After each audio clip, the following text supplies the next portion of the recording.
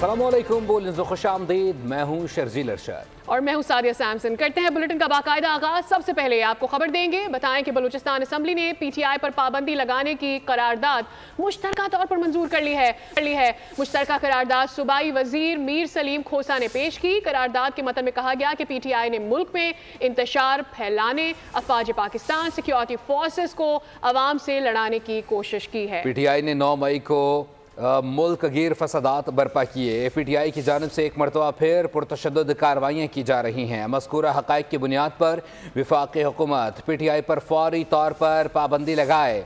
Balochistan assembly ने तहरीक इंसाफ पर पाबंदी की करारदाद मुतफ़िक़ा तौर पर मंजूर कर ली है। इजलास गैर मुअय्यना मुद्दत तक मुलतवी कर दिया गया है। अब पता चले कि बलूचिस्तान असम्बली ने PTI पर पाबंदी लगाने की करारदाद मुश्तरका तौर पर मंजूर कर ली है। मुश्तरका करारदाद सूबाई वज़ीर मीर सलीम खोसा ने पेश की है। करारदाद के मतन में कहा गया है कि PTI ने मुल्क में इंतशार फैलाने की कोशिश की गई है। मांगे तांगे की जिंदगी नहीं चाहिए, पाकिस्तान को अपने पैरों पर खड़ा होना पड़ेगा। कर्जों का बोझ मजीद बर्दाश्त नहीं किया जा सकता। वजीर आजम या शहबाज शरीफ की 26वीं नेशनल सिक्योरिटी वर्कशॉप में गुफ्तगू। स्टॉक मार्केट के 1 लाख पॉइंट्स अबूर करने पर मुबारकबाद पेश की। बोले खरबों रुपए की टैक्स चोरी हो रही है, इसे रोकना होगा। मुल्क के खिलाफ जो भी साजिशें हो रही हैं उनका कलाकमा करना होगा। इस्लामाबाद पर एक सियासी जमात की जानिब से लश्कर कशी की गई। शरपसंद अनासिर तरक्की और इस्तेहकाम के लिए हासिल कामयाबियों को रायगा करना चाहते हैं। हम ऐसा नहीं होने देंगे। We are actually living on borrowed resources.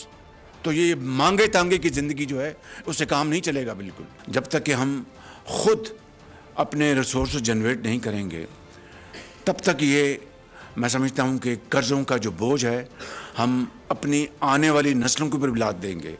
हमें टैक्स उसको जो बेस उसको एक्सपेंड करना है और फिर जो टैक्स इसको लागू हैं, ट्रिलियंस की चोरी हो रही है, ट्रिलियंस की एवेजन हो रही है।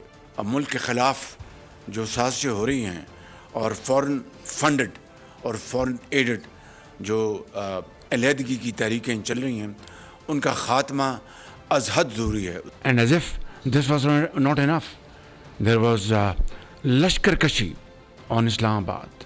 मस्बत समत में गामजन मईशत ने तेज़ी पकड़ ली। स्टॉक एक्सचेंज के लिए जुमरात भरी मुराद रही। इंडेक्स 1 लाख पॉइंट्स का तारीखी संग में अबूर कर गया। मौशी माहरीन ने इसे बड़ा कारनामा करार दे दिया है। मस्बत समत में गामजन मईशत ने तेज़ी पकड़ ली है। इंडेक्स 1 लाख पॉइंट्स का तारीखी संग में अबूर कर गया है।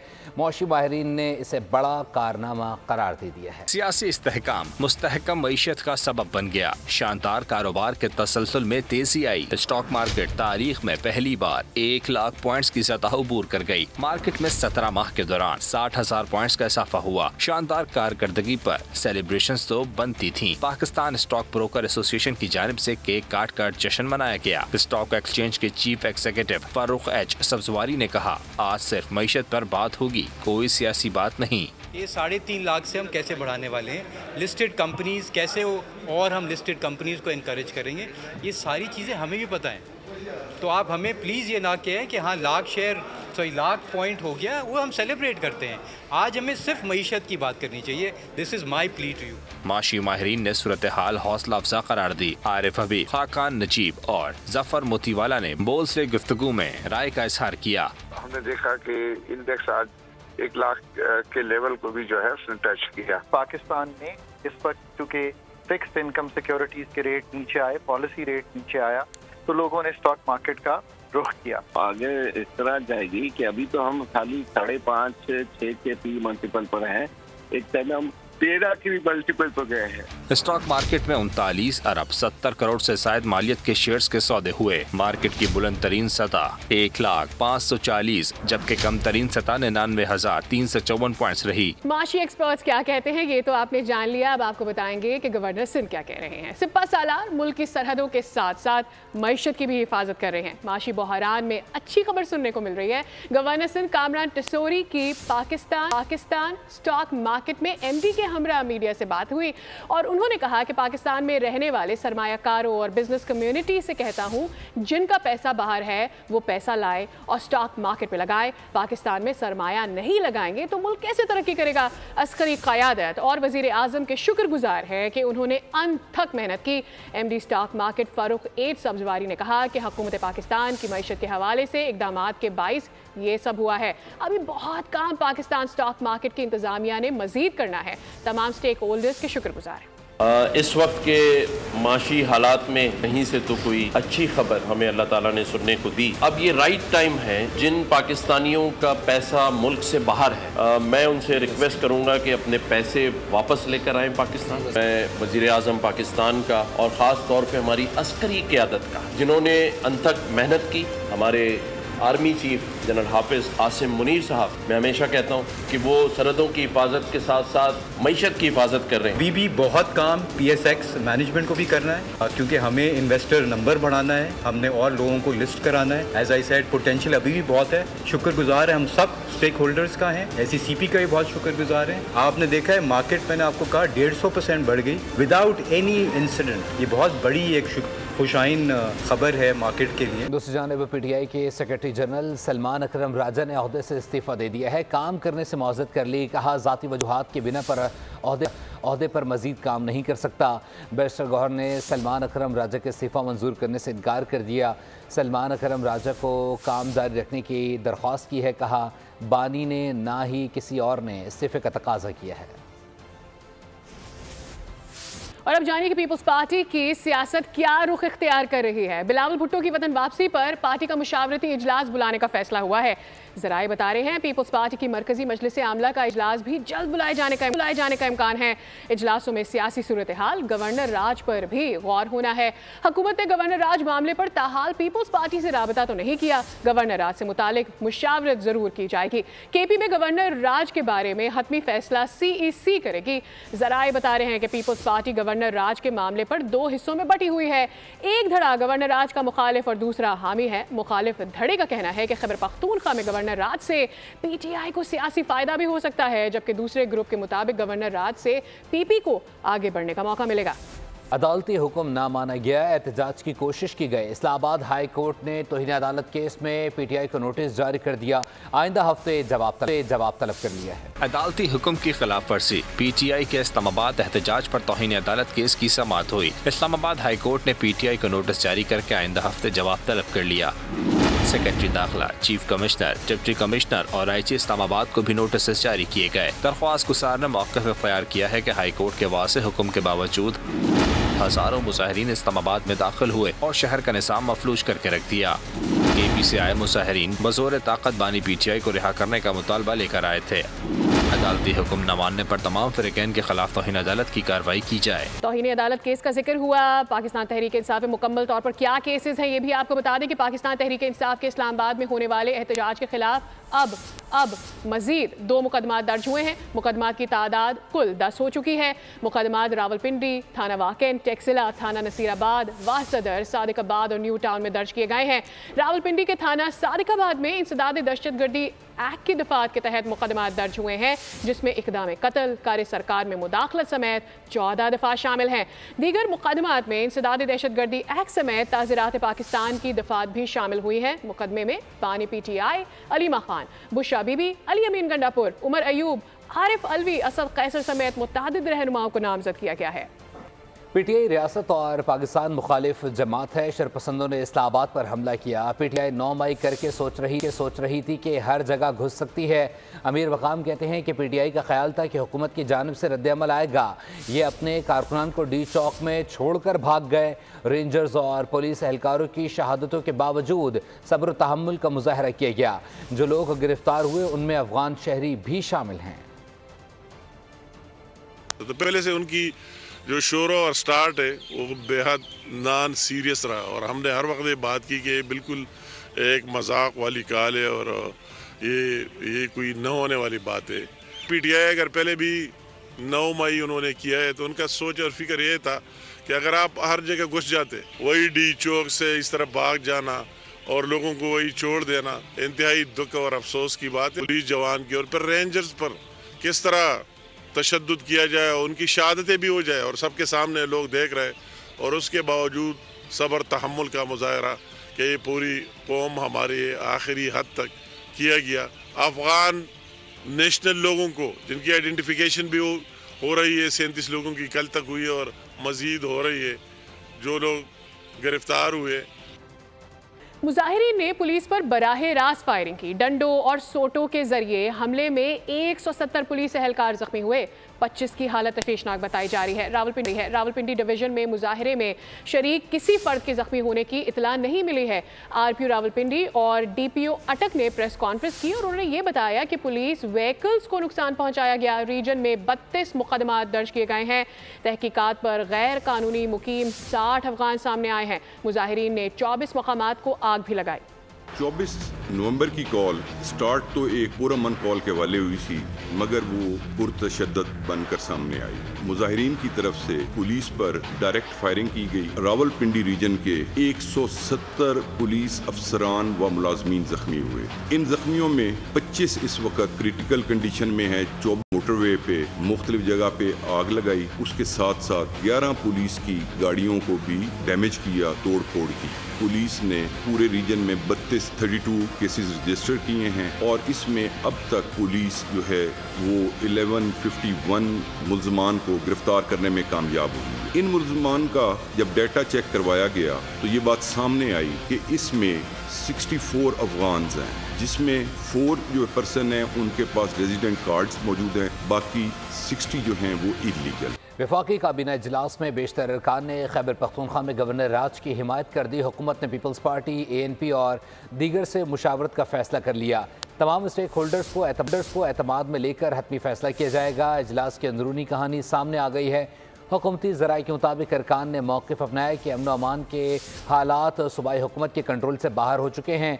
2 बार वफाक पर चढ़ाई करके गवर्नर राज का जवाब पैदा किया गया है। एहतजाज में सरकारी मुलाजमीन और मशीनरी भी इस्तेमाल की गई।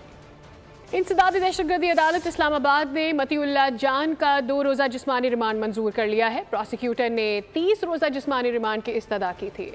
सहाफ़ी मतीउल्लाह जान को आज इंसदादी दहशतगर्दी अदालत इस्लामाबाद में पेश किया गया। प्रोसिक्यूटर ने 30 रोज़ा जिस्मानी रिमांड की इस्तदा की, जिस पर मुल्जिम के वकील ने कहा कि 30 दिन तो क्या 3 दिन का रिमांड भी नहीं बनता। जज ताहिर अब्बास सप्रा ने कहा कि इल्जामात में 2 चीजों को सामने रखा जाए।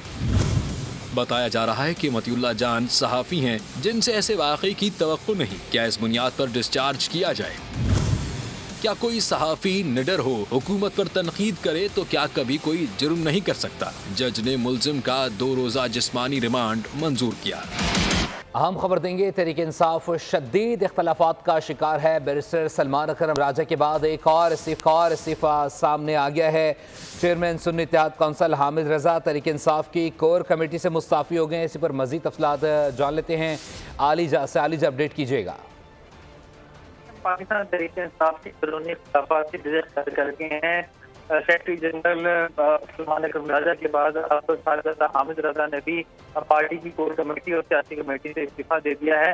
जरा ये कह रहे हैं कि पार्टी में जो एहतजाज के दौरान हुकूमत अमली अपनाई गई और क़यादत को जिस तरह इजमात में नहीं लिया गया, इस हवाले से इख्तलाफात थे और इस हवाले से सियासी कमेटी और कोर कमेटी में इस चीज़ का इजहार भी किया गया। और अब हम ये देख रहे हैं कि सलमान अकरम राजा के बाद साहिबजादा हामिद रजा का भी PTI की सियासी कमेटी से और कोर कमेटी से इस्तीफा देने का ऐलान किया गया है। और इस हवाले से अब ये भी बताया जा रहा है कि न सिर्फ साहिबजादा हामिद रजा बल्कि पार्टी के अंदर मजीद क़यादत भी इस हवाले से नाखुश है, जो एहतजाज के दौरान हिकमत अपनाई गई और डी चौक पहुंच के वर्कर्स को जिस तरह तनहा छोड़ा गया और क़यादत ने वहाँ पर लीड नहीं किया और ऐन वक्त पर जब ऑपरेशन शुरू हुआ जिस तरह राय फराज तैयार किया गया, इन तमाम तर अमूर पर पार्टी को तहफ़्फ़ुज़ात थे। और इस पर हमने देखा है कि सेक्रेटरी जनरल और सलमान अकरम राजा ने भी तहफ़्फ़ुज़ात का इजहार किया और सलमान अकरम राजा पर भी बेजा तनकीद भी की बहुत सारी कि वो ना पहुंच सके और ना ही उन्होंने कोई एफर्ट की।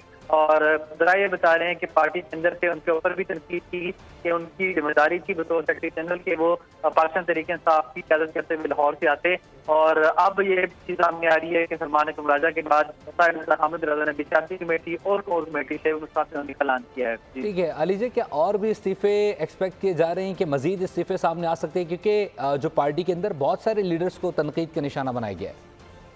देखिए बिल्कुल इस हवाले से पार्टी की जो सियासी कमेटी थी उसमें अली मोहम्मद खान से भी तलब किया गया कि आप क्यों इस एहतजाज में शरीक नहीं हुए, और उन्होंने इस हवाले से अपनी क्लैरिफिकेशन भी दी कि उनकी ये ड्यूटी लगाई गई थी बैरिस्टर गौहर की जानिब से कि आपने इस्लामाबाद में रहना है। इसी तरह दीगर कुछ रहनुमा उनके हवाले से भी बातचीत की गई कि वो बहुत ज्यादा दावे करते हैं, बातें करते हैं कि एहतजाज होगा तो वो लीड करेंगे, लेकिन वो अमली तौर पर जब एहतजाज की कॉल दी गई, फाइनल कॉल, तो उसमें वो नजर नहीं आए। तो हम आने वाले दिनों में मजीद इस्तीफे एक्सपेक्ट कर सकते हैं। और साथ ही साथ बानी चेयरमैन ने यह कहा था कि इस एहतजाज के बाद वो खुद भी फैसले करेंगे कि पार्टी में किसने रहना है और किसने नहीं। तो हो सकता है कि जो लोग एहतजाज में नहीं पहुंच सके तो उनको इस्तीफा देने पर मजबूर किया जाए। बहुत शुक्रिया आलिजा अपडेट करने के लिए। चीफ जस्टिस ऑफ पाकिस्तान की ज़ेर सदारत टैक्स मुकदमात से मुतालिक इजलास का एलामिया जारी हो गया है। एलामिया के मुताबिक चीफ जस्टिस याया आफरीदी ने कहा है कि टैक्स मुकदमात निपटाने के लिए अलग बेंचेस तश्कील दिए गए हैं।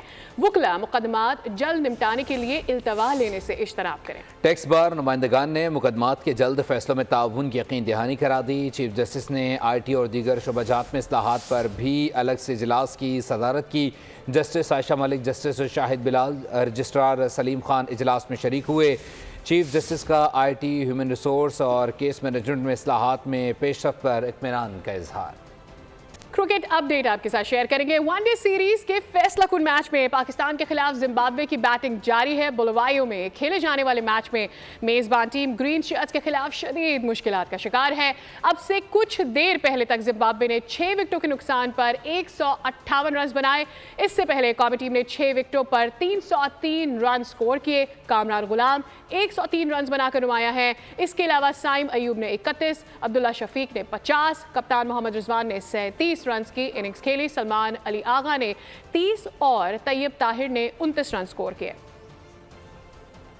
और अब बात हो जाए कुछ फुटबॉल की। चैंपियंस ट्रॉफी 2025 के मामले पर उससे पहले आपको अपडेट करेंगे, जिसमें पाकिस्तान क्रिकेट बोर्ड ने बॉल अब ICC के कोर्ट में फेंक दी है। उन्होंने अपना 2 टोक मौक़िफ़ सामने रख दिया है। ICC को भेजे गए पैगाम में PCB का कहना है कि हाइब्रिड मॉडल अपनाया गया तो आइंदा ICC इवेंट्स के लिए पाकिस्तानी टीम भी भारत नहीं जाएगी। आपको चैंपियंस ट्रॉफी अपडेट शेयर कर रहे हैं। बताएं कि 2025 के मामले पर पाकिस्तान क्रिकेट बोर्ड ने अब बॉल जो है वो ICC के कोर्ट में फेंक दी है, अपना 2 टोक मौक़िफ़ सामने रख दिया है। ICC को भेजे गए पैगाम में PCB का ये कहना है कि हाइब्रिड मॉडल अपनाया गया तो आइंदा ICC इवेंट्स के लिए पाकिस्तान टीम भी भारत नहीं जाएगी।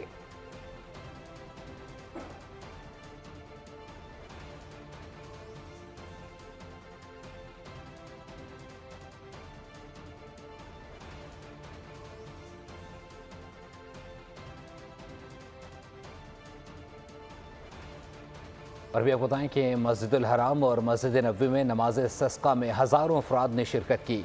खादिमुल हरमैन शरीफैन शाह सलमान बिन अब्दुल अजीज़ की जानिब से नमाज सस्का की अदायगी की अपील की गई थी। गवर्नर समेत आइमा कराम और हज़ारों अफराद ने नमाज सस्का अदा की और बरान रहमत बरसने के लिए अल्लाह के हुजूर इल्तिजा की। सऊदी अरब के 12,000 से ज़ायद मसाजिद में भी नमाज सस्का अदा की गई। जंगज़दा यूक्रेन की फ्री डाइवर कैटरीना का बड़ा कारनामा, अपना ही आलमी रिकॉर्ड तोड़ डाला। डोमिनिका में 3 मिनट 10 सेकंड्स में 269 फीट गहरा गोता लगाया। न्यूज़ स्टूडियो से फिल वक्त के लिए इतना ही। अपडेटेड रहने के लिए विजिट कीजिए हमारी वेबसाइट bolnews.com। देखते रहिए बोल न्यूज़।